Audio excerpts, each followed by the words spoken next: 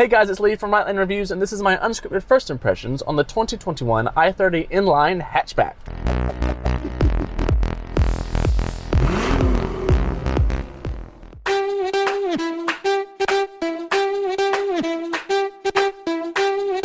Alright, so let's get on our way today. Heading off to meet the other half of the RightLane Reviews team, Orco, for some filming today, and the BMW that we have this week as well, so that should be pretty fun. So first impressions on the interior on the i30 hatch. This is the inline premium, so you get all the inline features. So you get some red stitching, some red accents around like the gear lever and the vents, red stitching on the steering wheel, and the steering wheel itself is actually really nice. It's nice and small, but it's not too small. It feels light in the hand. It actually reminds me of the old M steering wheel, and the paddles on the back are in a good position. They also remind me of the old M paddles.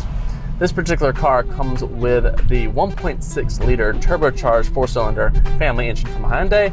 It's 150 kilowatts, 250 newton meters of torque in a tiny little i30 package, and it packs a pretty good little punch. What's new this year for 2021 is the updated interior and the addition of a 7-speed dual clutch.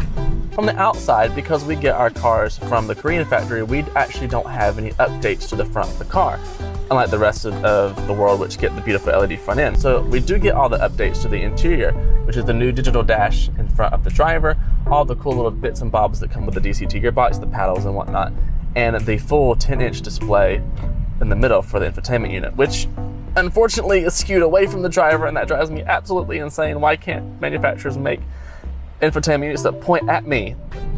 The i30 inline now gets a bit different. The inline is kind of the sporty version of the i30, and when you look at its specs, it kind of reminds me of an old GTI. 150 kilowatts, 250 newton meters of torque, front wheel drive, Michelin Pilot Sport tires.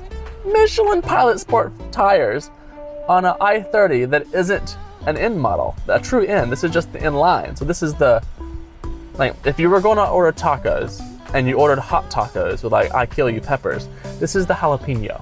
And I think that's a really cool place to be. So driving around town, this car feels pretty punchy actually. This 1.6 has got a grunty little mid-range. The steering is a nice weight. I prefer a steering that's weighted well, but also has a bit of feel. And it does feel quite good in the hands, this i30. And the gearbox seems to respond well.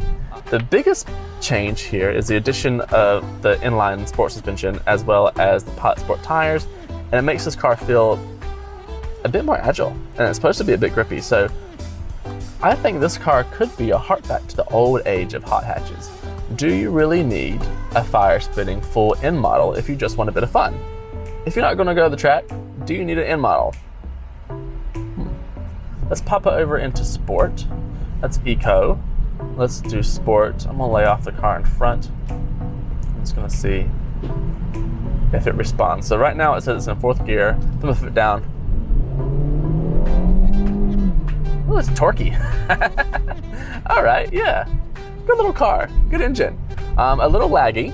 The dual clutch was a little confused at first, but that was pretty good. That wasn't bad. I'm just not a fan of these materials. I like Hyundai's design, but this is a nearly $40,000 hatchback, and the materials just feel a bit meh. The drama and kaflama of a crazy hot hatch does not exist in the i30 inline. The capability does. It definitely feels like a little hot hatch. I would say this is a hot hatch apprentice. The i30 inline in the 2021 model year variant is the hot hatch apprentice. This is the understudy to the i30N. Capable, quick, efficient. Hasn't quite figured all the tricks out yet. So what's my final thoughts with the first impressions on the i30 inline hatch? Well, it's a good car. It's a really good little car. Again, it reminds me of an apprentice to a hot hatch, and that's high praise. So we'll see how it works out the next few days as we spend a bit more time in it. I think that this could actually be the alternative to the hardcore i30N. I like the i30 game.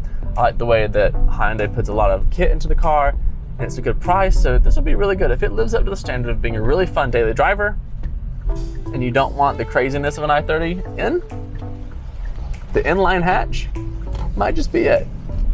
Thanks for watching, and if you enjoyed the video today, don't forget to like and subscribe to the channel below. We do pay attention, and we really love it when you guys enjoy our videos.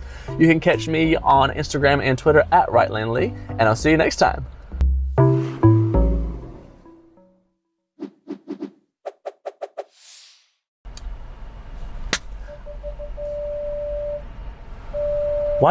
What are you doing? Why are you freaking out? Stop it. Stop it.